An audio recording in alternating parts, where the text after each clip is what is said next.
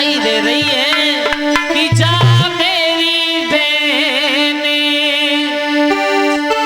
तुम रहियो सुखारी, जा मेरी बहने।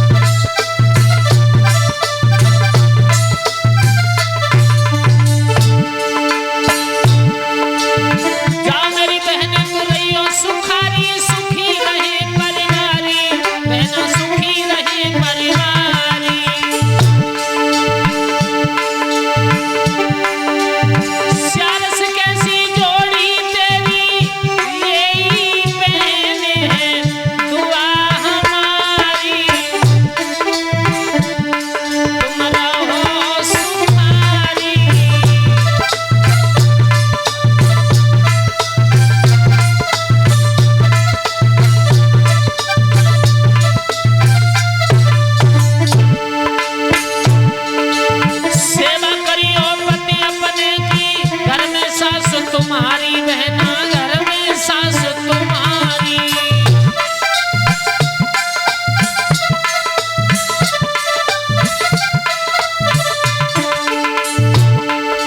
सदा सुखी मेरी बहना लइयो, यही रहे सखी दुआ दुलारी, जा मेरी बहने।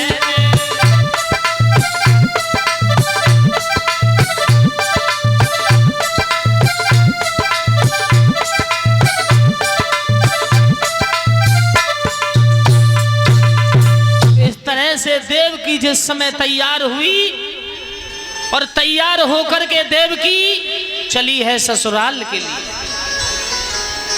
और ससुराल के लिए देवकी चली तो देवकी रोने लगी है, भैया हमें भूल मत जाना।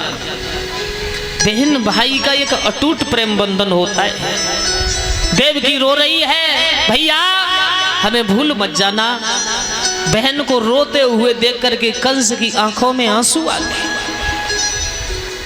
कंस ने कहा अपनी बहन देवकी के लिए हम स्वयं ससुराल पहुंचा करके आए हैं। भक्तजनों रथ तैयार किया है और उस रथ में देवकी को बिठाया, और देवकी को रथ में बिठाए के बाद कंस लेकर के ससुराल पहुंचाने चला। देवताओं को यह मंजूर नहीं था कि देवकी ससुराल में पहुंचे।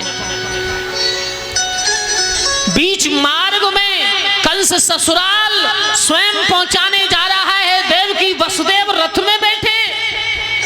आहा, आकाशवाणी की। देवता सोचने लगे कि भगवान नारायण ने यह कहा था कि मैं देवकी की कोख से अवतार लूंगा। अब देवकी कंस की बहन है तो मामा भांजे का रिश्ता होगा। अरे भांजा मामा को क्यों मारेगा? कुछ देवताओं ने षड्यंत्र रचा कि किसी तरह से देवकी और वसुदेव और कंस के प्रति वैर भाव हो जाए। आकाशवाणी की देवताओं ने, और एक कंस जिस बहन को ससुराल पहुंचाने जा रहा है उसी का 8वां पुत्र तेरा काल होगा। काल। कंस कहने लगा वाह, अरे कौन बोला, किधर से बोला? देवता फिर बोले, कंस जिस बहन को ससुराल पहुंचाने जा रहा है उसी का 8वां पुत्र तेरा काल होगा। काल।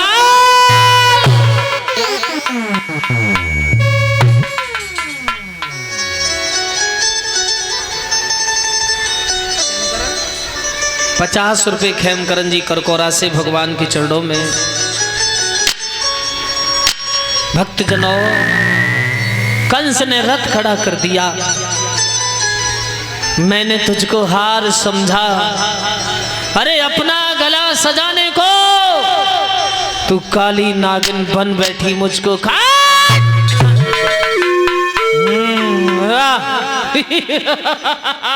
जवाब दिया, न होगा बांस न बजेगी बांसुरी। देवकी अगर नहीं होगी तो मेरे काल का जन्म नहीं होगा। तलवार निकाली बयान से, देवकी की ओर मारने दौड़ा, बाल पकड़ के रस से नीचे डाला, बीच में बसदेव जी आ गए। ठहर जाओ, जिस बहन को आप मारना चाहते हो वो तुम्हारा काल नहीं, तुम्हारा वो काल नहीं, सिर्फ तुम्हारा काल देवकी की होने वाली संतान है। जब ये कहा कि होने वाली संतान, तो कहा देवकी ही जिंदा ना रहेगी तो संतान भी नहीं होगी। कंस कहने लगा